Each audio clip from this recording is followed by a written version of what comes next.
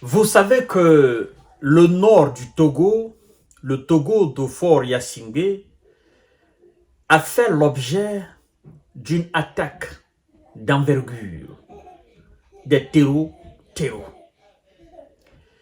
Oui, et on déplore d'ailleurs plusieurs militaires qui ont perdu la vie dans cette confrontation avec ces hors-la-loi. Mesdames et messieurs et mesdemoiselles, c'est déplorable. C'est déplorable parce que, vous savez, en réalité, le Togo n'était pas ce pays qui était constamment attaqué. Oui, il y a eu quelques attaques isolées, mais cela remonte de très loin.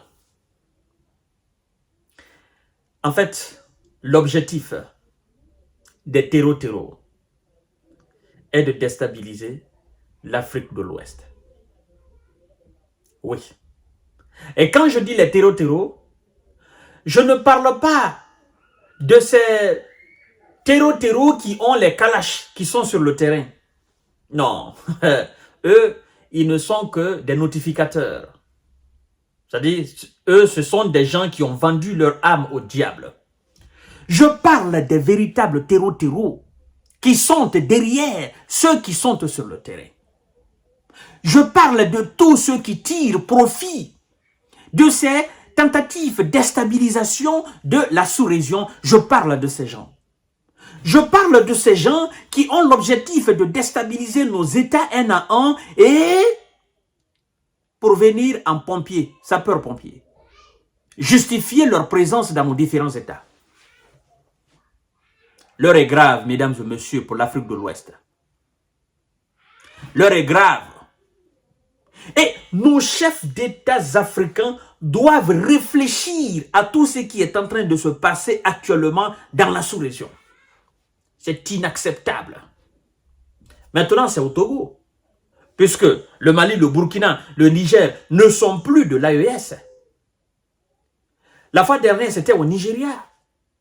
La question est, en réalité, la force en attente de la CEDEAO, elle est où pour faire face à ces hors-la-loi? Tous ceux qui étaient chauds à mobiliser des militaires, à mobiliser des fonds, à mobiliser des milliards, à mobiliser des matériels militaires pour aller déstabiliser le Niger, vous êtes où aujourd'hui?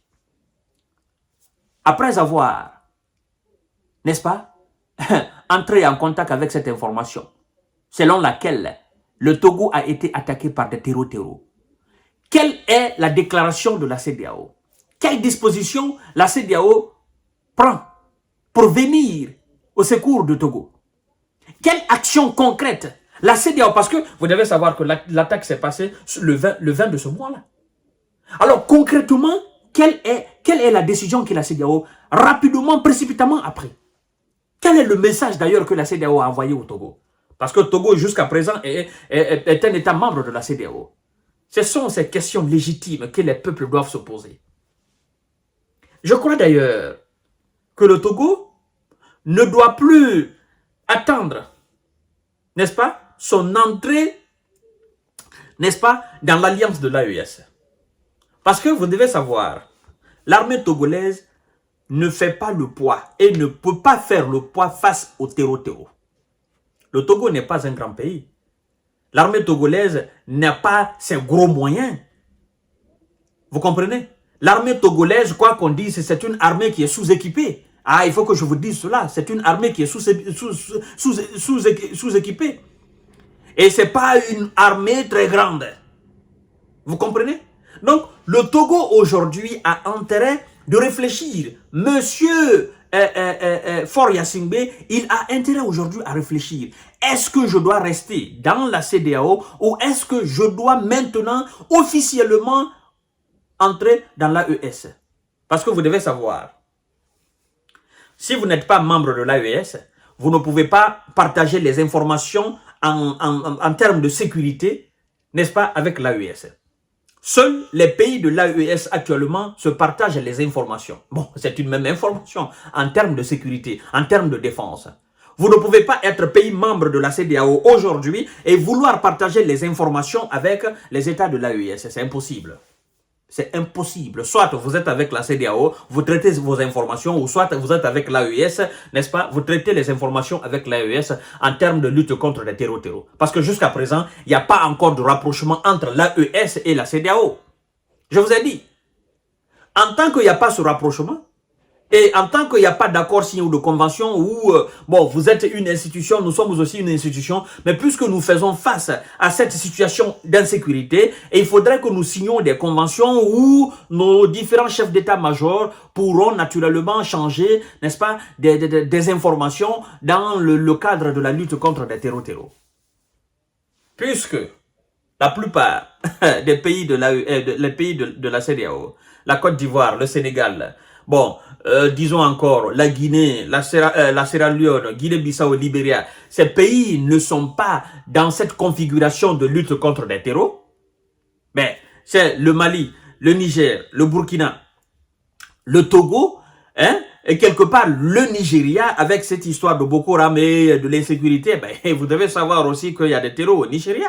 Nigeria qui est quand même la puissance militaire dans la zone CEDEAO. Parce que le Nigeria a un nombre pléthore de militaires. Bon, ils ont aussi des équipements, mais c'est une armée qui manque de formation aussi. C'est ça le problème aujourd'hui de l'armée nigérienne. De l'armée nigérienne, du moins, parce que c'est ça le Nigeria. Vous comprenez? Alors, Monsieur Faure Gnassingbé, vous êtes resté dans l'ombre. Nous avons appris beaucoup de choses. Officialisez, c'est-à-dire soyez clair. Soit, parce qu'on sait, on vous sait très rapproché de l'AES. On vous sait très rapproché des différents chefs de l'AES. Vous avez une diplomatie qui est très rapprochée, n'est-ce pas? On sait ce qui circule dans... On sait les informations que nous avons. Donc, si réellement vous voulez officialiser votre décision, officialisez-la. Sortez de la CEDEAO, entrez dans l'AES. Et ensemble, construisez un bloc. Vraiment un bloc dans le domaine de la défense et dans le domaine économique. Construisez un bloc, si vous voulez bien. Mais personne n'est forcé à venir dans l'AES. Personne n'est forcé. Parce que Togo ne pourra pas faire seul face à cet euro. La CEDEAO n'a rien. La CEDEAO, c'est le papier. CEDEAO n'a rien. Demain ou après-demain, vous allez entendre les Américains, oh non, ou les Français, oh non. Bon, nous avons signé des accords dans le domaine de la défense avec le Togo. Nous voulons, voilà, il faut qu'on ait une base. Ça sera un justificatif pour eux afin de former un cercle autour des États de l'AES. Il y en a déjà en Côte d'Ivoire. Il y en a au Sénégal. Il y a des bases militaires françaises, américaines en Côte d'Ivoire. Il y a des bases militaires françaises au Sénégal.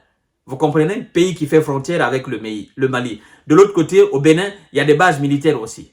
Vous comprenez? Maintenant, si il y a cette attaque au Togo, et puis ils veulent avoir une base militaire au Togo, ça fait combien de bases? Le Sénégal, le Bénin, le Togo, la Côte d'Ivoire. Il y en a déjà au Tchad. Vous comprenez? Vous voyez, au Cameroun, il n'y en a pas, la Guinée, il n'y en a pas. Donc, ça veut dire que les États de l'AES seront dans ce cercle-là. Mais si, par contre, le Togo venait accepter entrer dans l'alliance, ben, écoutez, ça évite encore, ça repousse encore les ardeurs de tous ceux qui veulent déstabiliser cette sous-région. Parce que l'objectif, c'est ça. Il faut coûte que coûte faire des choses pour maintenir leur présence dans nos différents États. Et nous devons éviter cela. Cette attaque-là, ce sont des gens qui sont derrière. Ce sont les mêmes qui sont derrière. Et on connaît leur objectif. Donc, autorités togolaises, ne soyez pas des sourds, ne soyez pas des aveugles. Prenez cette décision-là.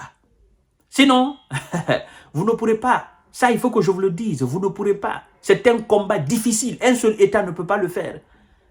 Et ne pensez pas que la CEDEAO viendra vous aider. La CEDEAO ne fera absolument rien. Ce qu'elle n'a pas fait au Mali, qu'elle n'a pas fait au Burkina, qu'elle n'a pas fait au Nigeria, c'est au Togo que ça va faire? Non! Ne pensez même pas à cette aide de la CEDEAO. Voilà ce que moi je voulais dire par rapport à cette attaque. Sincèrement, c'est déplorable. Mais il faudrait que les chefs d'État prennent des précautions. Parce que si l'Afrique de l'Ouest est déstabilisée, c'est terminé.